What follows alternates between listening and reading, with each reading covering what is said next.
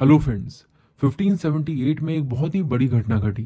हुआ क्या कि पोर्चुगीज का एक पानी का जहाज जो सामान से भरा हुआ था वो इंडिया से पोर्चुगल जा रहा था। लेकिन इससे पहले कि ये जहाज पोर्चुगल पहुंचता, इसे रास्ते में ही एक इंग्लिश सी पायरेट यानी एक समुद्री लुटेरे ने लूट लिया। इस समुद्री लुटेरे का नाम था फ्रांसिस ड्रेक्स। तो फ्रांसिस ड्रेक्स को इस लूट में बहुत सारा सामान तो मिला ही, साथ ही मिला वो नक्शा जिसके अंदर वो सारी नेविगेशन डिटेल्स थी जिसके बेस पर यूरोप से केप ऑफ गुड होप को राउंड करके इंडिया जाया जा सकता था। इन नेविगेशन डिटेल्स के मिलने के बाद फ्रांसिस ड्रेक्स ने 1580 तक पूरे वर्ल्ड का चक्कर लगा दिया। तो ये एक बहुत ही बड़ा इवेंट था 1580 का। इसके बाद एक और बड़ा इवेंट हुआ 1588 में। 1588 में इंग्लैंड ने स्पेनिश अर्माडा यानी स्पेनिश नेवल आर्मी को धूल चटा दी, यानी स्पेन की नेवल फ्लीट को डिस्ट्रॉय कर दिया। इंग्लैंड की इस विक्ट्री को एक हिस्टोरिक विक्ट्री के रूप में देखा जाता है और उस समय इंग्लैंड की क्वीन थी क्वीन एलिजाबेथ फर्स्ट। लेकिन इससे पहले कि हम आगे बढ़ें, हमें इस पूरे इवेंट का बैकग्राउंड पता होना चाहिए। एक्चुअली बात यह है कि लेट 16th सेंचुरी में यूरोप के काफी सारे देशों के बीच में रिलीजियस टेंशंस होनी शुरू हो गई थी। पूरा का पूरा यूरोप दो रिलीजियस सेक्ट्स में बट गया था। एक तरफ थे कैथोलिक्स और दूसरी तरफ थे प्रोटेस्टेंट्स। अब यहाँ पर ये जो दो देश हैं, स्पेन और इंग्लैंड, इन दोनों के ही रूलर्स कैथोलिक्स थे और ये एक मेजर कारण था जिसकी वजह से इंग्लैंड और स्पेन के बीच के संबंध काफी ज्यादा अच्छे थे। इनफैक्ट 1587 से पहले तक कई दशकों तक इंग्लैंड और स्पेन के संबंध काफी मधुर रहे थे। बट 1587 में एक घटना घटी। हुआ क्या कि इंग्लैंड में वॉर ऑफ सक्सेशन चल रहा था जिसमें मैरी फर्स्ट, जिन्हें लेजिटिमेट सक्सेसर माना जा रहा था, उनको एग्जीक्यूट करने के बाद 1588 में एलिजाबेथ फर्स्ट इंग्लैंड की नई क्वीन बनी। अब प्रॉब्लम ये थी कि एलिजाबेथ फर्स्ट एक प्रोटेस्टेंट थी। इसका मतलब ये कि इंग्लैंड और स्पेन अब आमने सामने आ गए थे। इसीलिए स्पेन के रूलर फिलिप सेकंड ने ये डिसाइड किया कि इंग्लैंड की राजनीति में ये जो उठापटक हो रही है उसमें उन्हें इंटरफेयर करना होगा। और इसी उठापटक को रोकने के लिए फिलिप सेकंड ने इंग्लैंड के खिलाफ एक नेवल मिशन भेजा।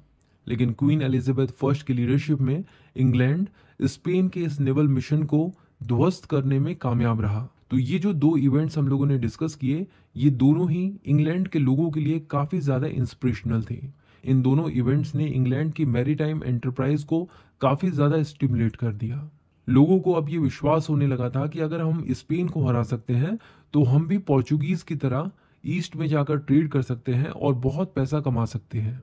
और यही कारण बना कि अब बहुत सारे इंग्लिश ट्रेडर्स ईस्ट में व्यापार करने के लिए आने लगे थे। और फाइनली 1599 में एक ट्रेडिंग कंपनी बनती है जिसका नाम था governor and the company of merchants of London trading in east Indies. इसी कंपनी को हम लोग इंग्लिश ईस्ट इंडिया कंपनी या फिर ब्रिटिश ईस्ट इंडिया कंपनी के नाम से जानते हैं। और जिन इंग्लिश ट्रेडर्स ने इस कंपनी को बनाया था वो इंग्लिश ट्रेडर्स अपने आप को कहते थे मर्चेंट एडवेंचरर्स। और इन्हीं मर्चेंट एडवेंचरर्स ने 1599 में क्वीन एलिजाबेथ फर्स्ट के पास एक पेटिशन भेजी और उनसे परमिशन मांगी कि आप हमें ईस्ट में ट्रेड करने की मोनोपोली दीजिए। और 31 दिसंबर 1600 में क्वीन एलिजाबेथ ने इस कंपनी को 15 साल के लिए ईस्ट में ट्रेड करने की मोनोपोली ग्रांट कर दी। तो इसका मतलब यह है कि इंग्लिश ईस्ट इंडिया कंपनी अब भारत में आने ही वाली है। लेकिन इससे पहले कि English east India company Bharat में आए, आपको पता होना चाहिए कि इंग्लैंड की राजकुमारी एलिजाबेथ फर्स्ट ने 1558 से लेकर 1603 तक रूल किया था। और ये लगभग वही समय था जिस दौरान भारत में मुगल रूल हुआ करता था और यहाँ पर रूलर थे अकबर। अकबर ने 1556 से लेकर 1605 तक रूल किया था। यानी अकबर और एलिजाबेथ फर्स्ट कंटेम्प्रेरी रूलर्स थे। तो जैसा कि हम लोगों ने कहा कि इंग्लिश ईस्ट इंडिया कंपनी अब ईस्ट में ट्रेड करने के लिए आने वाली है, लेकिन हम जानते हैं कि स्पाइस आइलैंड्स में डच ईस्ट इंडिया कंपनी पहले से बैठी हुई थी और इंडिया में पोर्चुगीज ईस्ट इंडिया कंपनी ने अपनी धाक पहले से बनाई हुई थी। और इंग्लिश ईस्ट इंडिया कंपनी ने अपनी शुरुआती दो मिशंस इंडिया में नहीं बल्कि मलाया आर्किपेलेजियो यानी स्पाइस आइलैंड्स में भेजे थे।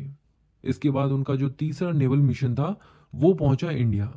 ये नेवल मिशन 1607 में सूरत में लैंड किया और इस नेवल एक्सपीडिशन को लीड कर रहे थे कैप्टन हॉकिंस। और जिस पानी के जहाज से ये आए थे उस पानी के जहाज का नाम था हेक्टर। बट आप जानते हैं कि सूरत पहले से ही पोर्चुगीज का एक स्ट्रॉन्ग होल्ड बना हुआ था और ऑब्वियस सी बात है कि पोर्चुगीज इनको यहाँ पर ट्रेड करने नहीं दे रहे थे। तो अगर इनको यहाँ पर किसी भी तरह का कोई ट्रेडिंग सेंटर या फिर कोई फैक्ट्री लगानी है तो ऑब्वियस सी बात है कि इनको बात करनी होगी मुगल एम्परर से। और उस समय मुगल एम्परर थे जहांगीर, जिन्होंने 1605 से लेकर 1627 तक रूल किया। तो आप देख सकते हैं कि अब अकबर का रूल इंडिया में एंड हो चुका है और यहाँ पर रूल शुरू हो गया है जहांगीर का। और इसी तरह से इंग्लैंड में एलिजाबेथ फर्स्ट का रूल एंड हो चुका है और यहाँ पर रूल कर रहे हैं किंग जेम्स फर्स्ट, जिन्होंने 1603 से लेकर 1625 तक रूल किया। किंग जेम्स फर्स्ट कंपनी को सपोर्ट करना चाहते थे और उन्हें पता था कि उनका 15 इयर्स का जो चार्टर है वो खत्म होने वाला है। तो 1609 में इन्होंने सबसे पहली चीज ये की कि इन्होंने एक चार्टर पास करके कंपनी की जो ईस्ट में ट्रेड मोनोपोली थी उसको इनडेफिनेट पीरियड के लिए एक्सटेंड कर दिया। और साथ ही साथ कैप्टन हॉकिंस को कुछ लेटर्स लिए और बोला कि ये लेटर्स जाकर जहांगीर को दो। कैप्टन हॉकिंस ये लेटर्स लेकर जहांगीर के दरबार में पहुंचा और 1609 से लेकर 1611 तक के पीरियड में कैप्टन हॉकिंस मुगल दरबार में ही रहकर ये कोशिश कर रहा था कि वो इंग्लिश ईस्ट इंडिया कंपनी के लिए सूरत में फैक्ट्री बनाने की परमिशन ले ले। बट प्रॉब्लम ये थी कि जहांगीर के दरबार में पहले से ही कुछ पोर्चुगीज मौजूद थे जिनका वहां पर इन्फ्लुएंस था और वो कोशिश कर रहे थे कि इंग्लिश ईस्ट इंडिया कंपनी के किसी भी इंसान को जहांगीर से मिलने तक भी न दिया जाए। हालांकि वो अपनी इस कोशिश में नाकामयाब रहे। एक्चुअली बात यह है कि कैप्टन हॉकिंस के फेवर में एक चीज बहुत अच्छे से काम कर रही थी और वो ये कि कैप्टन हॉकिंस तुर्की लैंग्वेज को जानते थे, यानी वो पर्शियन लैंग्वेज को जानते थे जो कि मुगल दरबार की कोर्ट लैंग्वेज थी। तो वो जहांगीर से पर्शियन लैंग्वेज में बात करके अपनी बात जहांगीर तक आसानी से पहुंचा पाए। जहांगीर भी कैप्टन हॉकिंस से काफी ज्यादा इंप्रेस हुए। इनफैक्ट जहांगीर ने कैप्टन हॉकिंस को 400 का मनसब ऑफर किया और सैलरी ऑफर की 30,000 की। अब ये सैलरी ये मनसब कैप्टन हॉकिंस को मिला या नहीं, इसके कोई पुख्ता सबूत तो नहीं है, लेकिन ये जरूर है कि 1609 से लेकर 1611 तक कैप्टन हॉकिंस जहांगीर के दरबार में रहे थे और यहाँ पर लगातार कोशिश कर रहे थे कि वो इंग्लिश ईस्ट इंडिया कंपनी की सूरत में फैक्ट्री बनाने की परमिशन जहांगीर से ले लें। हालांकि वो इस परमिशन को लेने में नाकामयाब रहे। तो जब सूरत में फैक्ट्री बनाने की परमिशन उन्हें नहीं मिली तो वो भारत के दूसरे एरियाज को एक्सप्लोर करने के लिए निकल गए, खासकर साउथ में जहां पर अभी मुगल रूल एस्टेब्लिश नहीं हुआ था। और इसी के चलते वो पहुंचे मसूलीपट्टनम जो कि आंध्र प्रदेश में है। और इस तरह 1611 से इंग्लिश ईस्ट इंडिया कंपनी ने मसूलीपट्टनम से भी अपनी ट्रेडिंग करना शुरू कर दिया। बट उधर सूरत में सिचुएशन लगातार खराब होती जा रही थी क्योंकि पोर्चुगीज को अब ये कॉन्फिडेंस आ गया था कि मुगल दरबार में इंग्लिश ईस्ट इंडिया कंपनी को ज्यादा वैल्यू नहीं दी गई है। तो अब तो उन्होंने हद कर दी। उन्होंने सूरत के पोर्ट में इंग्लिश ईस्ट इंडिया कंपनी के शिप्स को आने से भी स्टॉप कर दिया। और इसी के चलते सूरत के पास एक जगह है स्वाली, यहाँ पर इंग्लिश ईस्ट इंडिया कंपनी और पोर्चुगीज की नेवी के बीच में एक लड़ाई हुई। इस बैटल को कहा जाता है बैटल ऑफ स्वाली। और इस बैटल में इंग्लिश शिप ड्रैगन और ओसिएंडर को लीड करते हुए कैप्टन थॉमस बेस्ट ने पोर्चुगीज नेवी की धज्जियां उड़ा दी। ये बैटल ऑफ स्वाली हुआ था 1612 में। और जब इस बैटल की न्यूज जहांगीर तक पहुंची तो जहांगीर भी हैरान रह गया क्योंकि उसे लगा नहीं था कि इंग्लिश ईस्ट इंडिया कंपनी की नेवी भी इतनी ज्यादा स्ट्रांग है। अब उसे ये बात समझ में आई कि शायद English east India company Portuguese से भी ज्यादा स्ट्रांग है। और इस चीज से इंप्रेस होकर उसने 1613 में इंग्लिश ईस्ट इंडिया कंपनी को सूरत में फैक्ट्री लगाने की परमिशन दे दी। और इसी के साथ इंग्लिश ईस्ट इंडिया कंपनी ने अपनी पहली फैक्ट्री गुजरात के सूरत में खोली। ये फैक्ट्री उन्होंने स्टेब्लिश की थी 1613 में। और इसके 2 ही सालों के बाद 1615 में किंग्स जेम्स फर्स्ट ने अपने एक एम्बेसडर सर थॉमस रो को जहांगीर के दरबार में भेजा। किंग जेम्स फर्स्ट चाहते थे कि सर थॉमस रो जहांगीर को कन्विंस करें जिसके बेस पर इंग्लिश ईस्ट इंडिया कंपनी को भारत में ट्रेड करने के लिए कुछ कंसेशंस मिल जाएं। एक बार फिर जहांगीर सर थॉमस रो के हाईली सिविलाइज कंडक्ट और डिप्लोमेटिक स्किल्स से बहुत ज्यादा इंप्रेस हुआ। और इसी का परिणाम था कि जहांगीर के दरबार में मौजूद पोर्चुगीज के इन्फ्लुएंस को कम करने में सर थॉमस रो काफी हद तक कामयाब रहे थे।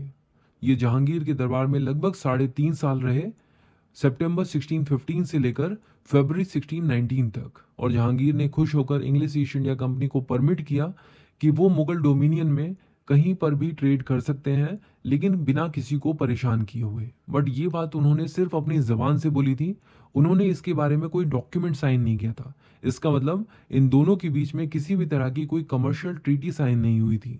उन्होंने सिर्फ ये बात अपने मुंह से कही थी।